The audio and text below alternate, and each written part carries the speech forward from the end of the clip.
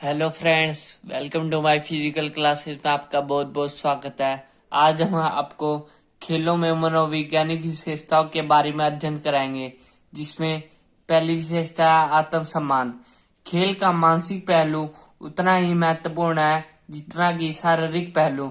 मनोवैज्ञानिक तकनीकों या मानसिक प्रशिक्षण का उपयोग आमतौर पर कई वर्षों तक उच्च प्रदर्शन वाले एथलीट द्वारा किया जाता रहा है। किसी एथलीट को खेल प्रदर्शन न केवल शारीरिक कारकों पर निर्भर करता है, बल्कि मनोवैज्ञानिक कारकों पर भी खेल के प्रदर्शन को बेहतर बनाने में मदद करती है। मतलब ये कह रखा भाई, अपने गेम का ना परफॉर्मेंस अच्छी करने के लिए फिजिकल कारक तो होते ही महत्वपूर्ण है, और मनोवैज्ञानिक कारक भी उतना ही महत्वपूर्ण होता है। अब हम पढ़ेंगे आत्मसम्मान, सेल्फ एस्टीम। आत्मसम्मान शब्द का अर्थ है स्वयं के मूल्य या क्षमताओं में विश्वास। आत्मसम्मान का आत्म हिस्सा उन मूल्यों को दिखाता है जो हम अपने बारे में रखते हैं। आत्मसम्मान का सम्मान हिस्सा उन मूल्यों को वर्णित करता है जो व्यक्ति स्वयं को देता है। आत्मसम्मान हमारे जीवन में किसी भी समय हम कौन और क्या हैं, इसके लिए हम स्वयं की स्वीकृति है। परिभाषा पढ़ेंगे हम आत्मसम्मान की। आत्मसम्मान गुणों का एक समूह है जिसे एक व्यक्ति अपने भीतर देखता है। अब हम पढ़ेंगे आत्मसम्मान के प्रकार। पहला, उच्च या सकारात्मक प्रकार आत्मसम्मान। इसका अर्थ है अपनी क्षमता पर विश्वास करना और चीजों को अपने दम पर करने की कोशिश करना। इसके बाहरी लक्षण हम पढ़ेंगे। आत्मसम्मान गलतियां करने और उनसे सीखने की क्षमता, दूसरों की गलतियां को मानना, समस्या को हल करने की क्षमता, अच्छी आत्म देखभाल आदि। दूसरा है इसका निम्न या नकारात्मक आत्मसम्मान। यह तब होता है जब किसी को इस बारे में आत्मविश्वास की कमी होती है, वे कौन है और वे क्या कर रहे सकते हैं। इसके लक्षण पढ़ेंगे हम। दूसरों पर अविश्वास करना, जोखिम लेने का डर, दूसरे को निर्णय लेने देना, उपहास होने का डर। अब आत्मसम्मान और खेल। आत्मसम्मान एथलेटिक प्रदर्शन को प्रभावित करने वाले सबसे महत्वपूर्ण कारकों में से एक है। कहा जाता है कि एक एथलीट की सफलता में आत्मसम्मान की महत्वपूर्ण भूमिका। कहने का मीनिंग है खेलों में आत्मसम्मान का बहुत ही महत्वपूर्ण योगदान है। अब इसके हम लाभ के बारे में पढ़ेंगे। आत्मसम्मान के क्या क्या बेनिफिट हो सकते हैं। फर्स्ट पॉइंट, प्रदर्शन में सुधार। उच्च आत्मसम्मान आत्मविश्वास, अभिप्रेरणा की भावना बढ़ा सकता है, जिससे खेलकूद प्रदर्शन में सुधार होता है। सेकंड, बेहतर मानसिक सेहत। उच्च आत्मसम्मान बेहतर मानसिक सेहत, कम तनाव और अधिक लचीलेपन से संबंधित है, जो सभी खिलाड़ियों के दबाव और मांगों से निपटने में अच्छे ढंग से मदद करता है। थर्ड, लचीलेपन में वृद्धि।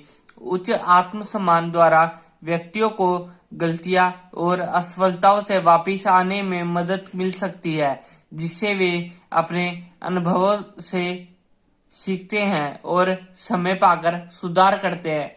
फोर्थ पॉइंट, संबंधों में सुधार। उच्च आत्मसम्मान द्वारा व्यक्ति अपने कोचों, टीम के साथियों के साथ अच्छे संबंध बना सकता है, जिससे कि अधिक सकारात्मक और अच्छा खेलकूद वातावरण मिलता है। फिफ्थ पॉइंट, आत्मविश्वास में वृद्धि। उच्च आत्मसम्मान से आत्मविश्वास और नियंत्रण की भावना में वृद्धि होती है, जिससे खिलाड़ी अपना अच्छा प्रदर्शन करता है और अपने सामने आने वाले किसी भी प्रकार के चुनौतियों पर काबू पाता है। अब हम इसकी सेकंड विशेषता कौन सी होगी, मानसिक कल्पना, मेंटल इमेजिनरी के बारे में पढ़ेंगे। पहले इसकी भूमिका, इंट्रोडक्शन के बारे में पढ़ लेते हैं। मानसिक कल्पना एक बहुसंवेदी प्रक्रिया है जो किसी विशेष प्रक्रिया की एक सजीव मानसिक छवि बनाने के लिए इंद्रियों का इस्तेमाल करती है। अब हम पढ़ेंगे मानसिक कल्पना और खेल। खेलों में मानसिक कल्पना को प्राय प्रदर्शन बढ़ाने वाले यंत्र के रूप में प्रयोग किया जाता है, ताकि खिलाड़ियों को प्रतियोगिता के लिए मानसिक रूप से तैयार होने के लिए आत्मविश्वास बढ़ाने और समय प्रदर्शन के लिए सुधारने में मदद की जा सकती है। मानसिक कल्पना का प्रयोग मानसिक बाधाओं जैसे कि चिंता या डर पर काबू पाने के लिए भी किया जाता है। मतलब स्पोर्ट्स जो पर्सन होते हैं उनकी जो टेंशन होती है, डर को काबू करने के लिए जो है ना मानसिक कल्पना का प्रयोग होता है। अब हम पढ़ेंगे मानसिक कल्पना का अभ्यास कैसे किया जाता है। खेलों में मानसिक कल्पना का सबसे अधिक प्रयोग होने वाला ढांचा पेटलैप मॉडल है। पेटलैप का अर्थ है फिजिकल, वातावरण, टास्क, टाइमिंग, लर्निंग, इमोशनल दृढ़ता। अब हम इसके लाभ के बारे में पढ़ेंगे। बेनिफिट। फर्स्ट, प्रदर्शन में सुधार। मानसिक कल्पना खिलाड़ियों को अपने कौशलों का अभ्यास करने और सुधारने में आत्मविश्वास पैदा करते हैं और प्रतियोगिता के लिए उनकी शारीरिक और मानसिक तैयारी में वृद्धि कर सकते हैं। सेकंड पॉइंट, अभिप्रेरण में वृद्धि।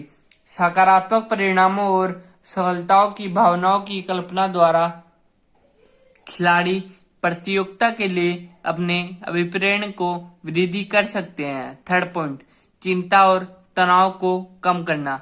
संभावित तनावों से निपटने और तैयारी के लिए खिलाड़ी मानसिक कल्पना के प्रयोग द्वारा प्रतियोगिता से संबंधित चिंता और तनाव के स्तरों को कम कर सकते हैं। फोर्थ पॉइंट, ध्यान और एकाग्रता में वृद्धि।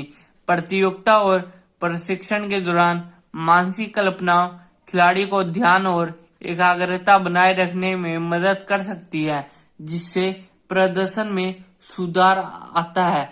बच्चों, आज जो हमने नोट्स में अध्ययन करा है उसके बारे में नोट कर लेना।